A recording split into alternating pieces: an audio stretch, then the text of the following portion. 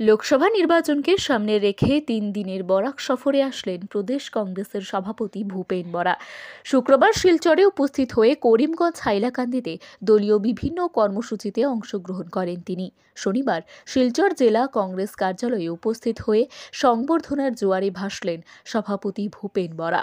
বক্তব্য রাখতে গিয়ে ভূপেন বরা জানান, লোকসভা নির্বাচনের প্রস্তুতি নিয়ে দলীয় কর্মীদের সঙ্গে মত বিনিময় করেন তিনি এবং আগামী লোকসভা নির্বাচনে কংগ্রেস দল প্রস্তুতি চূড়ান্ত পর্যায়ে এবং বিজেপি সরকার এতদিন জনসাধারণের জন্য কি করেছে? শুধু প্রতারণা করেছে। বিজেপি সরকার এবং শিলচরের প্রত্যেকটি বুথ কমিটির কার্যকর্তারা আগামী লোকসভা নির্বাচনের জন্য জোর কদমে কাজ চালিয়ে যাচ্ছেন। ভূপেন বরা বলেন, আসামের মুখ্যমন্ত্রী বিরোধী দলকে ভালোবাসতে জানেন না। ভূপেন বরা বলেন, কংগ্রেসের শত্রু হল AUDF, RSS, বিজেপি। ভূপেন বরাকে প্রশ্ন করা হলে তিনি বলেন, সিদ্দিক আহমেদকে কি আবার দলে নিয়ে আসা হবে? ভূপেন বরা প্রশ্নের জবাব দিয়ে বলেন, যদি সিদ্দিক আহমেদ নিজের ভুল স্বীকার করেন এবং আবেদনপত্র দাখিল করেন, তাহলে দল চিন্তা করবে ওনাকে দলে ফেরানো হবে কিনা এবং আগামী নির্বাচনে কংগ্রেস দল বৃহৎ আকারে জয়লাভ করবে বলেও জানান ভূপেন বরা।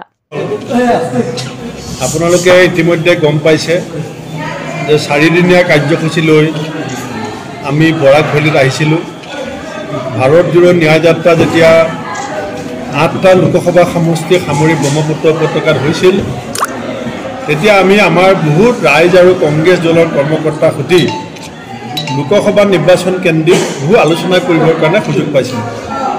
কিন্তু বৰাক ভেলীত যেহেতু ভাৰত জোড়ো ন্যায় যাত্ৰা আমি কৰিব পৰা নাছিলোঁ, ৰুট মেপ আগতে বনোৱা আছিলে, সেইকাৰণে বৰাক ভেলীৰ 3খন জিলা হাইলাকান্দি, শিলচৰ, কৰিমগঞ্জ ইয়াৰ আমাৰ দলৰ যিসকল নেতাকৰ্মী তেওঁলোকৰ লগত লোকসভা নিৰ্বাচনৰ প্ৰস্তুতি সম্পৰ্কে আমি বিতং আলোচনা কৰিবলৈ সুযোগ পাওঁ।